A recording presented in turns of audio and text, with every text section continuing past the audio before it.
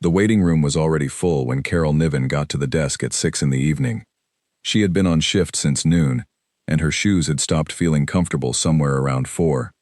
The fluorescent lights above her hummed at a frequency she had learned to ignore after years on the job.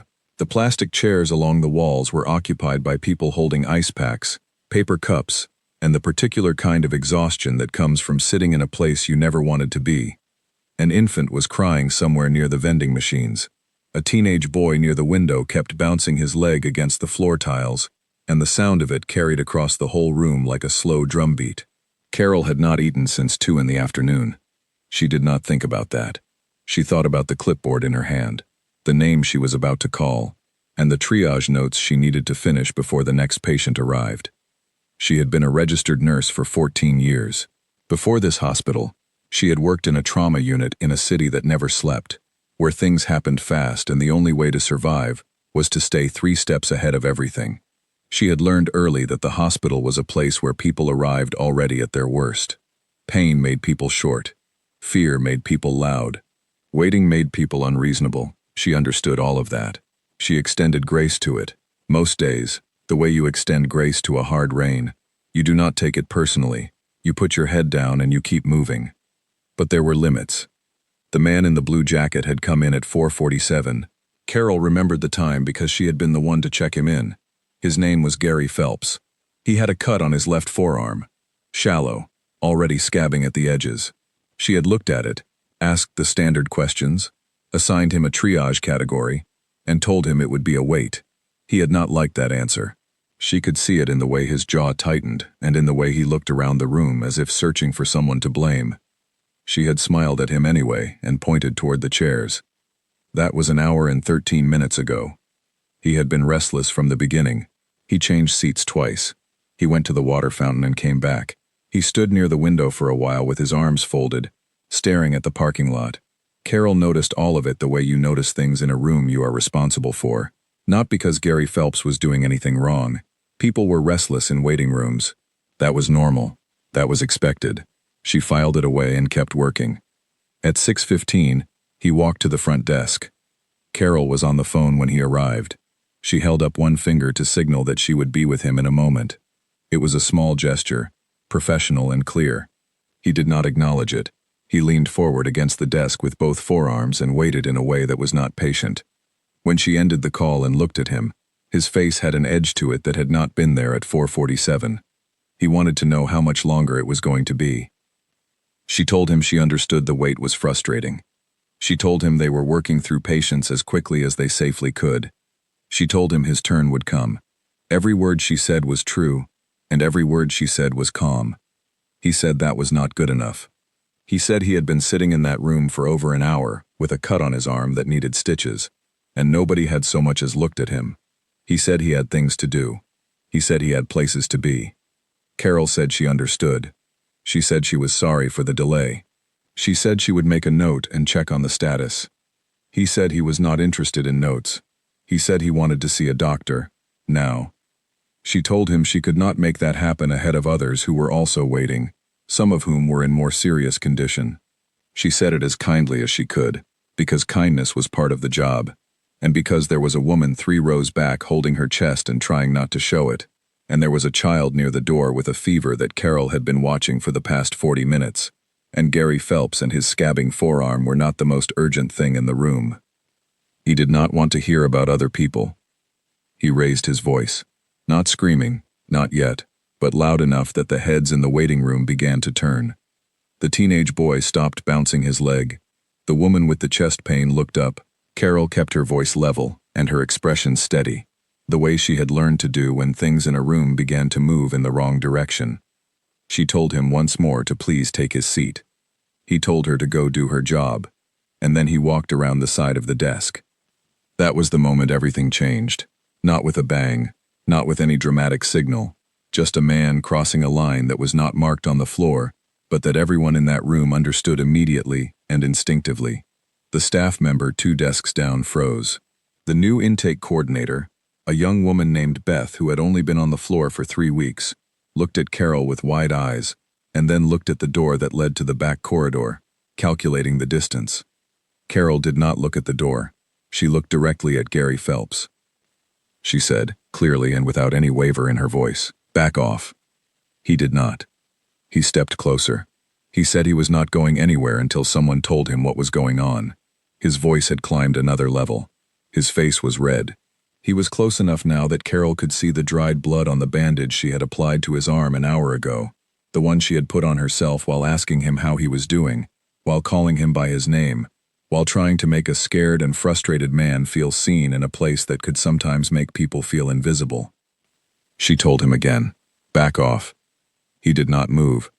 The security guard at the far end of the corridor, a young man named Phil Garrett who had been on the job for 4 months, began walking toward the desk. His pace was not fast. He was watching Gary Phelps the way a person watches something unpredictable, gauging it, unsure of what it would do next. He had not yet decided what he was going to do either.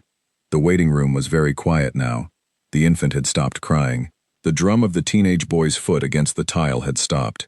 31 people sat in plastic chairs and watched a woman stand alone on one side of a desk and a man stand too close on the other, and not one of them moved. Not yet.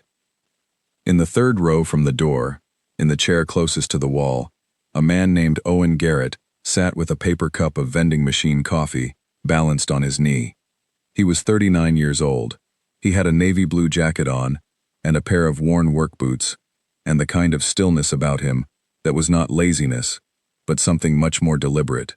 His left knee, which had been swelling quietly since that morning, was resting at an angle that distributed the weight away from the joint.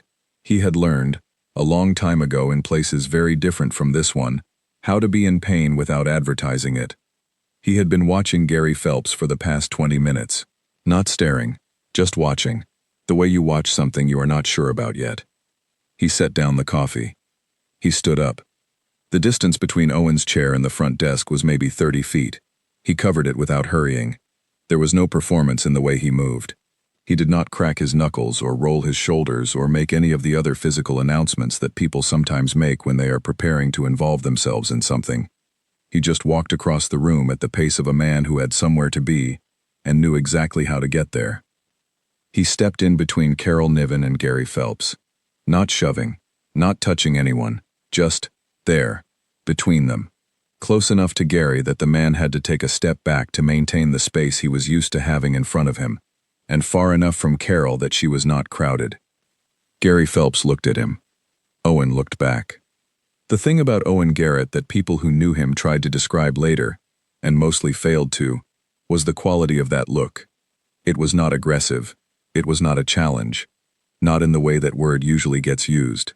It was something quieter than that, and somehow much more serious. It was the look of a person for whom the situation had already been assessed and a decision had already been made, and who was simply waiting for the other party to understand that. Gary opened his mouth. Owen spoke first. He said it low. The people in the first 2 rows could hear it. The people beyond that could not. He said maybe 8 words, and nobody who was there that evening could agree afterward on exactly what those 8 words were. What they agreed on was the tone. It was flat. It was certain. It was the kind of voice that does not come from anger, because anger is uncertain. Anger is afraid of the outcome. This voice was not afraid of anything. Gary Phelps looked at him for 3 full seconds. Then Gary took 1 step back. Then another. Phil Garrett, the security guard, arrived at the desk at that moment, slightly out of breath. He looked at Gary, looked at Owen, looked at Carol, and tried to reconstruct what had just happened from the positions of the people in front of him. He said something to Gary about needing to calm down. Gary did not respond. He was looking at Owen still, with the face of a man who had just stood at the edge of something and decided, for reasons he could not fully articulate, not to step off. Carol said, evenly, that security would be glad to escort Gary to a quieter area where he could wait more comfortably. Phil picked up his cue and gestured toward the side corridor. Gary, after a moment that felt longer than it was, went. Owen turned and walked back to his chair. He sat down. He picked up his paper cup of coffee. He took a sip of it, though by now it was almost certainly cold. The waiting room came back to itself slowly, the way a room does after something has passed through it. People turned back to their phones, their cups, their private worries. The teenage boy started bouncing his leg again. though softer this time. The infant, somewhere near the vending machines, made a small noise and went quiet. Carol stood at the front desk with her clipboard pressed against her chest. She did not look at Owen. She was a professional, and professionals do not stand in waiting rooms and stare at strangers who have just done them a kindness. But she noticed, in the way she noticed everything in this room, that he had sat back down without looking for any acknowledgement. That he was simply there again, in the third row, in the chair closest to the wall, with his cold coffee and his quiet knee, and the same deliberate stillness he had come in with. Beth, the intake coordinator 3 weeks into the job, exhaled next to Carol. She said nothing. She did not know what to say. She had been in hospitals long enough to know that things could go sideways fast, and she had also been here long enough to know that when they did, the person who stepped in was usually not the person you expected. Carol called the next name on her clipboard. The room moved forward. Phil Garrett returned from the side corridor after 5 minutes. He told Carol that Gary Phelps had decided to leave. He had signed a form declining further treatment and had gone out through the side entrance. Phil looked a little less certain of himself than he usually did, which was saying something, because he was not generally a man who radiated confidence. He asked Carol if she was okay. She told him she was fine. She was fine. That was true. But fine is a small word for a large experience, and what Carol felt standing at that desk for the rest of her shift was not simply fine. It was something more complicated than that. It was the feeling of having held a line alone, and having held it, and having been grateful, in a way that had nothing to do with weakness, that she had not had to hold it entirely alone after all. The clock on the wall read 6:32. She still had 4.5 hours left on her shift. She picked up her clipboard and called the next name. It was a boy named Daniel. He was 9 years old. He had a bad cough that had been keeping his parents up for 3 nights. He walked up to the desk holding his mother's hand, and Carol looked down at him and smiled the way she smiled at every child who came through her room, with the particular warmth she reserved for small people, in a world that must have seemed, at that moment, very large and a little bit frightening. Daniel looked up at her and said he was scared of doctors. She told him that was completely okay. She told him doctors were a little bit scary sometimes. She told him she would make sure he got a good one. He seemed to find that satisfactory. His mother, a young woman named Diane who had not slept in 3 days, and had the look of someone running on love and coffee, and not much else, looked at Carol with an expression that was close to tears. She said thank you in the way people say thank you when they mean something much larger than the words. Carol said it was no problem at all. And it was not. This was the job, the whole of it. Not just the charts and the protocols and the triage categories, but the 9-year-old boys who were scared of doctors, and the mothers running on nothing, and the waiting rooms full of people carrying pain they did not know how to put down. This was what she had chosen, 14 years ago, when she was young enough to be idealistic about it, and had since become experienced enough to do it with her eyes open. She walked Daniel and his mother toward the corridor, and handed them off to the duty nurse on the inside, who greeted them with the same practiced warmth. Then she walked back to the front desk, took a breath that no one else in the room would have noticed, and looked at the list of names still waiting to be called. There were 11 of them. In the third row, Owen Garrett turned his paper cup in his hands and looked at the ceiling for a moment. His knee was talking to him in the language all injuries eventually adopt, persistent, one note, hard to ignore.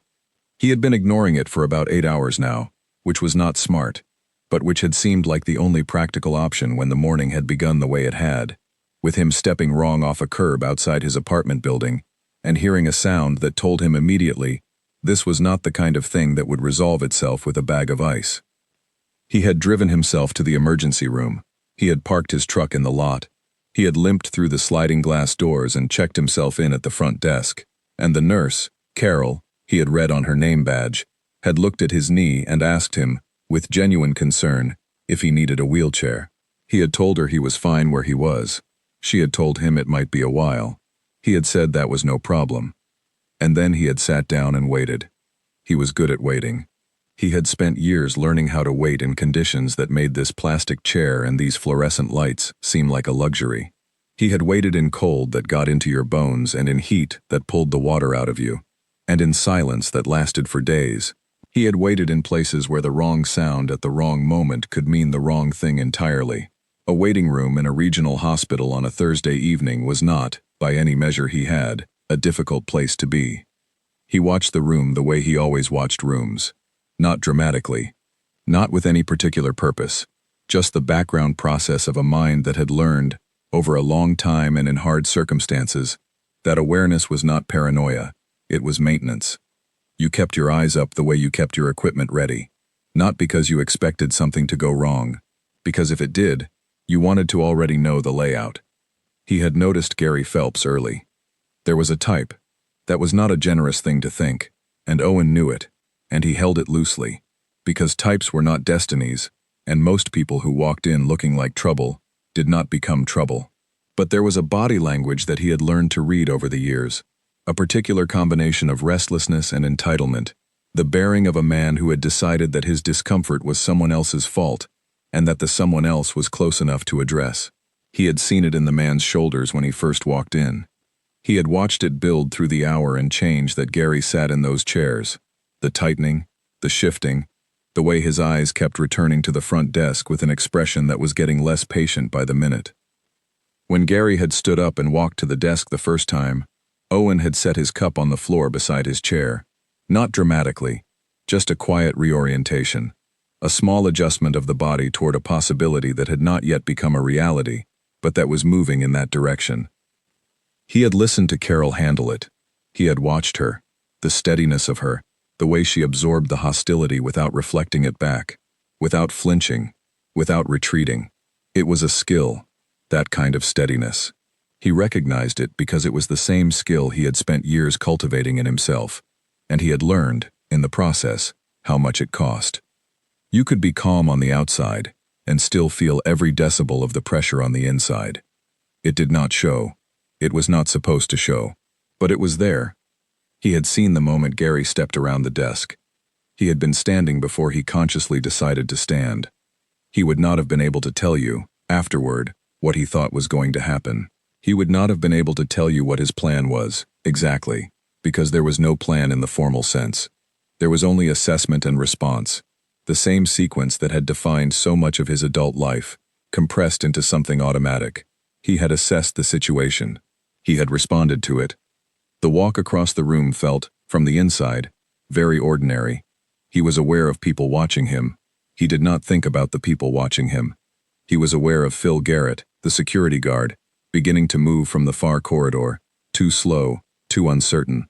He did not think about Phil Garrett. He was aware of Gary Phelps, the size of him, the state of him, the particular quality of his agitation, which was the kind that was loud but not certain, which meant that it could be interrupted if the interruption was delivered correctly. He stepped in between them, and he looked at Gary Phelps. He had said something. He could remember saying something. What he said was not important. What was important was the quality of the delivery, not the words themselves, which were few, but the register in which they were spoken, which was the register of a man who had already decided how this was going to go, and was simply allowing Gary the courtesy of knowing it before it did. Gary looked at him. Owen did not look away. He did not change his expression.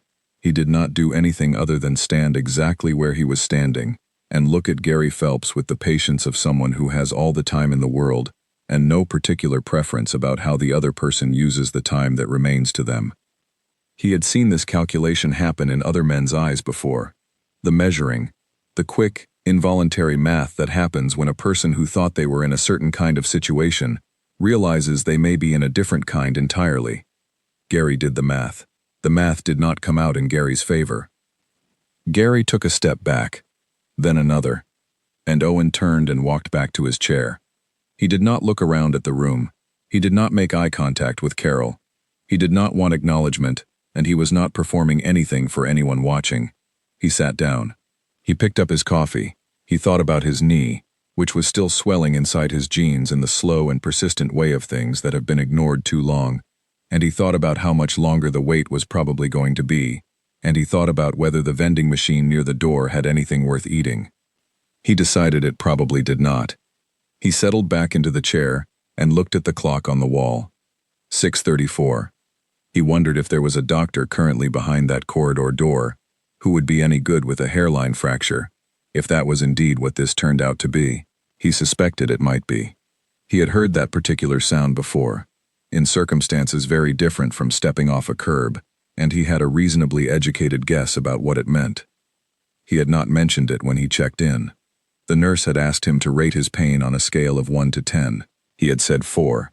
He had been lying, but only by about 2 or 3 points, which he considered a reasonable margin. The waiting room settled around him. People went back to their phones.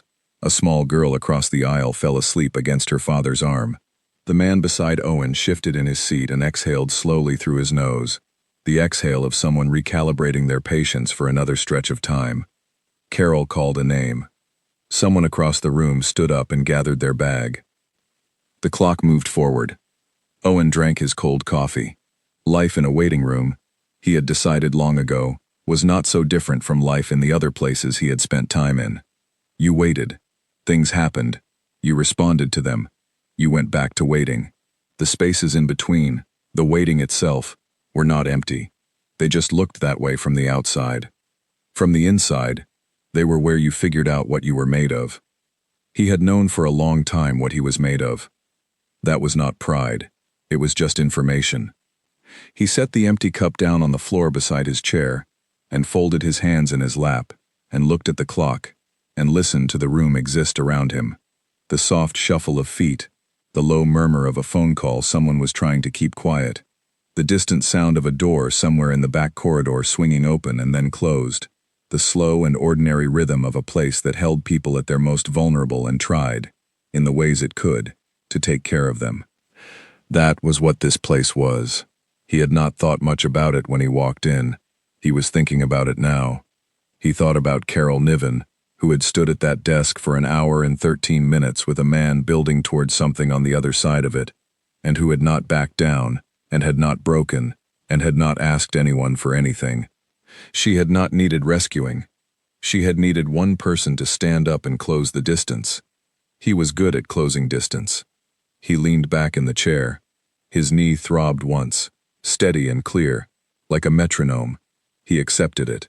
He closed his eyes for a moment, and then opened them again, and looked at the ceiling, and thought about nothing in particular, which was a skill he had also spent a long time learning, and which was, in its way, as valuable as any other skill he had. The clock on the wall read 6:41. He was still waiting. He was fine with that. Phil Garrett came back from the side corridor at 6:46. He walked up to Carol's station with his hands in his pockets, and a look on his face that was trying hard to project competence, and landing somewhere just south of it. He told her that the man had decided to leave. He said it with the tone of someone taking partial credit for an outcome they had arrived at too late to meaningfully influence. He asked if everything was okay. Carol told him it was fine. She said it without looking up from her clipboard.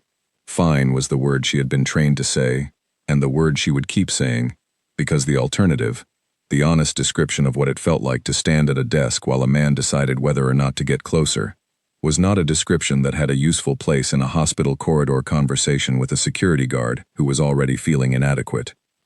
Phil nodded. He said to call him if she needed anything. She said she would. He walked back toward the far corridor. Beth came to stand next to Carol at the desk. She was 24, and had come into this job from a nursing program that had given her excellent technical preparation, and almost no preparation at all for the human part of it, which was, Carol had long since decided, not a failure of nursing school, so much as an acknowledgement that the human part of it could not really be taught. It had to be lived. Beth had lived about 3 weeks of it so far, and she was, Carol thought, going to be very good eventually. She had the right instincts. She just hadn't learned yet to trust them. Beth said, quietly, that she had not known what to do. Carol looked at her. She said that was all right. Beth said she had started walking toward the back corridor. She said she did not know why. She said she just felt like she needed to be somewhere else. Carol said that was also all right. She said there was no instruction manual for that moment. She said the most important thing was that Beth was still here and still working, and that the next time something like that happened, and there would be a next time there always was, she would know a little more about herself and about the room and about what she was capable of. Beth looked at her for a moment and then nodded. Then she went back to her station. The evening moved on. Patients were called. The infant near the vending machines was finally brought back to a room, and the small girl asleep against her father's arm was called next. The teenage boy with the bouncing leg turned out to have a twisted ankle from basketball, and he walked out an hour later with an ice pack and a bandage, and considerably more pride than he had come in with. The woman in the fourth row who had been holding her chest was moved to the back quickly and quietly by a nurse, who had been watching her the same way Carol had been watching her, and she did not come back out through the waiting room, which meant she had been taken somewhere else, somewhere with more equipment and more urgency, and Carol did not let herself think too long about that. The room emptied and refilled the way it always did. New names on the clipboard, new faces in the chairs, new variations of the same essential human situation. Something has happened. I do not know how serious it is. I am waiting to find out. And the waiting is its own kind of suffering. Carol worked through all of it. At 8:15 she looked up from her desk and noticed that the chair in the third row, the one closest to the wall, was empty. Her first thought was that Owen had been called back. She checked the board. His name was still in the queue, marked as waiting. She scanned the room. He was not in any of the chairs. He was not near the vending machines. He was not at the water fountain. For one strange moment, she felt something she could not quite name. Not alarm, not worry exactly, but something adjacent to both. The absence of the person who had been sitting quietly in that corner for almost 2 hours registered in a way that surprised her. She had not been watching him consciously, and yet she had known, in the peripheral awareness she kept of every corner of her waiting room, that he was there. And now he was not.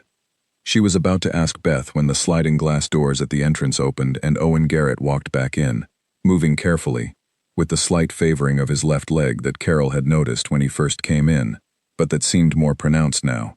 He was carrying two things: a small paper bag from the convenience store down the block and a new paper cup of coffee. He walked back to his chair. He sat down. He opened the paper bag and took out a granola bar. He unwrapped it. He ate it. He drank his coffee. He put the empty bag on the chair next to him, folded neatly, and then picked it up and walked it to the trash can near the door, because apparently that was the kind of man he was. Carol watched him do all of this. She thought about saying something. She discarded the thought. This was a waiting room, and he was a patient, and she was a nurse, and those were the shapes of the roles they occupied in this space. But shapes were not the whole of a thing, and she was aware of that too. She called the next name on her list. An older man named Harold, who had been sitting near the door with a cane, and the particular patience of someone very old who had learned that urgency was mostly an illusion, stood up slowly and made his way to the desk. Carol smiled at him. He smiled back with the full warmth of a man who appreciated being smiled at, and who had, she suspected, a great many things he could tell her about patience if she ever had the time to listen. She walked him back to the corridor. When she returned, she glanced toward the third row. Owen was looking at the ceiling again. She had worked in this building for 9 years. Before that, 4 years in a city hospital. Before that, a year in a rural clinic, where she had been the only nurse on certain days, and had done things that were technically beyond her job description, because there was no one else to do them. She had seen 14 years of human behavior under pressure, and she had seen generosity in small forms and large ones, and she had seen people rise to moments they did not expect and shrink from moments they had planned for, and she had a good sense, after 14 years, of character, of what it was and what it was not, and how it showed up in small rooms under fluorescent lights when nobody was watching. She knew what she had seen tonight. She would not have been able to put it into words that satisfied her, but she knew it. The man in the third row had not stepped across that room to be seen. He had not done it to be thanked or recognized or remembered. He had done it because it was the next right thing in a sequence of right things that he apparently moved through the world by, and having done it, he had gone back to his seat and his cold coffee as though it were nothing remarkable, as though it were the most ordinary possible response to an ordinary situation. Maybe, she thought, for him it was. She did not know his story. She knew his name from the intake form, and she knew his date of birth, and she knew that something was wrong with his left knee, and that he had rated his own pain at a 4, which she did not entirely believe. That was all she knew. It was enough, and it was also almost nothing. The clock moved toward 9. New names, new faces, the slow replacement of one moment with the next. At 9:12, Carol called Owen Garrett's name. He stood up. He gathered nothing, because he had brought nothing with him except his jacket, which he was wearing. He walked to the desk in the same even way he had walked across the room 2.5 hours ago, though with the careful favoring of his left leg that told her the knee had not gotten any better during the wait. She looked at him. He looked at her. She said she was glad it had not been a longer wait. He said the wait had been fine. She said she hoped the evening had not been too uncomfortable. He said the coffee had been all right. She thought that was probably as close as they were going to get to talking about what had happened, and she thought that was exactly right. Not because it needed to be hidden or minimized, but because there are things that happen between people that are cleaner when they are left to exist without being narrated. What had taken place in this room tonight was one of those things. It was complete. It did not need a bow. She said she would take him back to get the knee looked at. He said thank you. She walked him through the door to the corridor, where the doctor on duty was waiting. She handed over his intake form and gave a brief, efficient summary of what she knew. Then she went back out to the waiting room. There were 7 names left on her list. She called the first one. The room was quieter now. The earlier fullness thinned out to a more manageable crowd. The hum of the fluorescent lights was still there, and the distant sounds of the building doing its business behind its walls, and the low murmur of a television mounted near the ceiling that no one was watching. Outside the glass doors, the parking lot was half lit, and the sky was completely dark. Carol stood at her desk and looked at her clipboard. 14 years. She thought about that number sometimes, not with nostalgia but with a kind of simple accounting. 14 years of names and faces and pain and waiting, and, underneath all of it, the work that never stopped being the work, the care, the extension of attention to people who were scared and hurting, and often at the most unguarded moments of their lives. She had chosen this. On the days when she was exhausted and the fluorescent light hummed, and the coffee had run out, and there were 11 names on the clipboard and a cut on her thumb from where she had caught the edge of a metal tray earlier, and had forgotten about it until now, she still chose it. She would choose it tomorrow. She would choose it again. She called the next name. It was a woman in her 30s, named Gwen, who had twisted her ankle coming down a flight of stairs, and who was carrying a toddler on her hip, despite the ankle, which told Carol something immediate and definite about Gwen's character. Carol looked at the toddler and asked his name. He told her very solemnly that his name was Oscar. She told him that was an excellent name. Oscar seemed to agree. She smiled at Gwen and told her they would take good care of her. Gwen said she hoped so. She said it with the tired gratitude of someone who had been hoping for good things all day, and was still holding on. Carol walked her toward the corridor. Somewhere in the back, behind the door and the hallway and the examination rooms, a doctor was looking at a man's knee and explaining what the imaging showed and what the next steps were. The man was probably sitting on the paper-covered table and listening with the attention of someone who was accustomed to receiving information in clear terms and acting on it without drama. Carol did not think about him specifically. She had 7 more names on her list, and Gwen's ankle, and Oscar, and the rest of the evening ahead of her. But she thought, in the way you think about things at the edge of your attention, about the ordinary courage of ordinary people in ordinary rooms, about the way it showed up without announcing itself, about the way it changed a moment, and then walked back to its chair and picked up its coffee as if nothing had happened, about the way the world held together, most of the time, because someone decided to stand up. She went back to her desk. She called the next name. She kept going. The clock on the wall moved forward, the way it always did, indifferent to everything beneath it, the pain, the patience, the small and unremarkable acts of decency that added up, over years and shifts and 14,000 evenings, to something that looked, from a distance, like civilization. From the inside, it was just a nurse at a desk, and a waiting room, and a list of names, and the next person who needed to be called. She called them.